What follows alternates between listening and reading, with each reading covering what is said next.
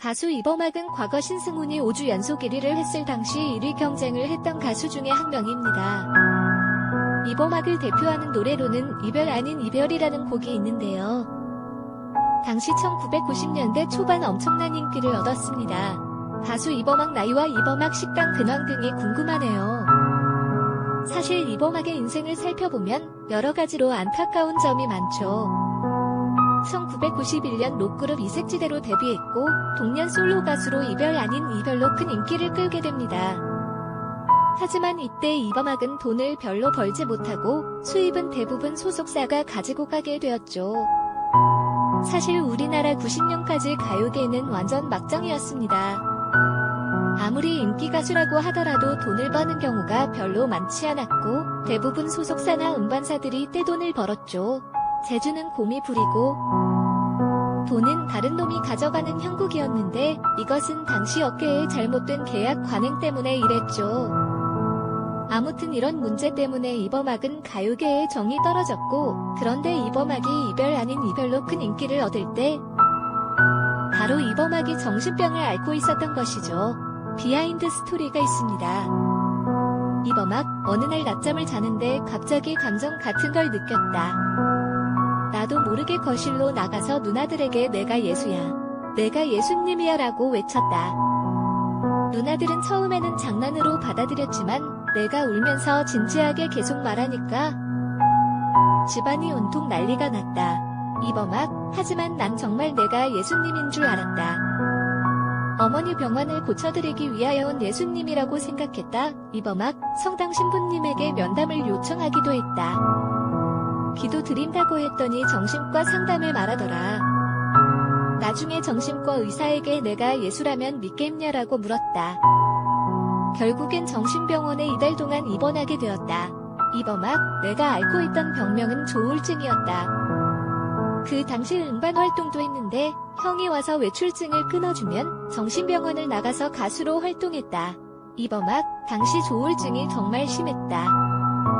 결국 과대망상증으로 폐쇄병동에 들어갔는데 병원에 들어갈 때는 내가 예수님이었는데 나올 때는 미미한 존재더라. 어쩌면 이범학의 정신병은 노래에 대한 스트레스, 어머니 병을 고치고자 하는 강박관념 등이 복합적으로 작용해서 온 것이 아닌가 하네요. 이범학은 이별 아닌 이별로 큰 돈을 벌지도 못합니다. 당시 해당 소속사와 사이가 좋지 않았고 2집 때 사이가 틀어지게 되지요. 2집 때 정식 계약을 했다. 그런데 그때 회사와 틀어지는 바람에 당시 소속사에서 2집 홍보를 거의 하지 않았다. 2집 후에도 계약기간 2년을 허비하게 되었다.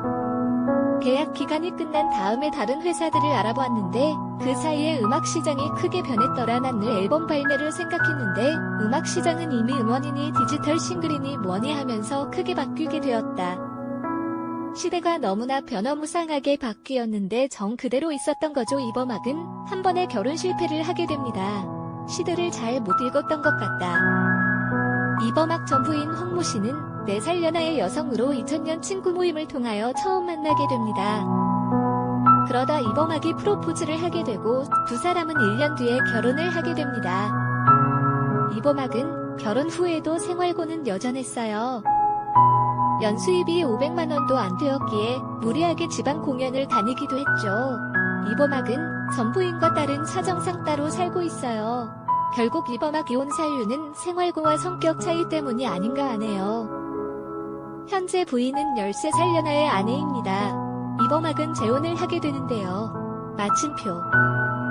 아내 공연에 제가 초대되어서 처음 보게 되었죠. 아내 직업은 원래 공연 기획자였어요.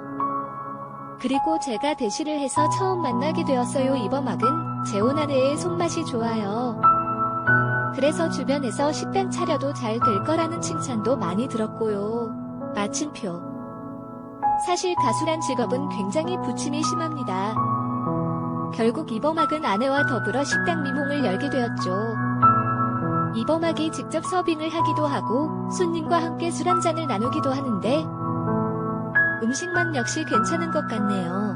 주방은 아내가 직접 맡고 저는 홀에서 서빙을 담당해요. 나중에 잘 되면 사람을 쓰더라도 지금은 이게 인건비 싸움이더군요. 손님들 역시 제가 서빙하는 것을 더 좋아하시고요.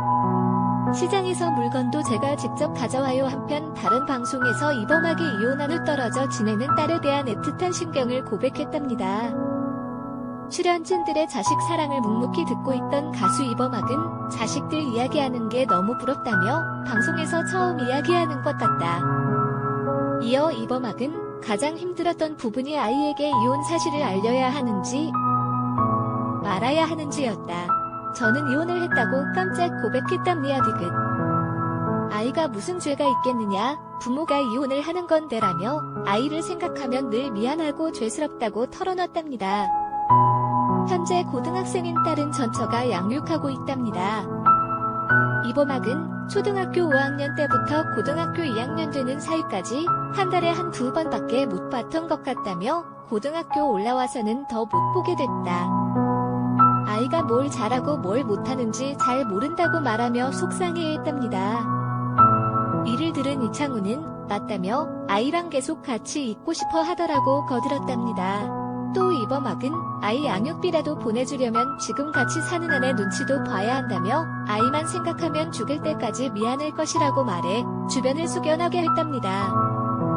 이범학은 식당을 운영하면서 가수로서의 재기도 준비하고 있는데요. 노래를 부를 때의 이범학의 모습이 가장 멋진 것 같습니다. 앨범을 준비하고 있어요.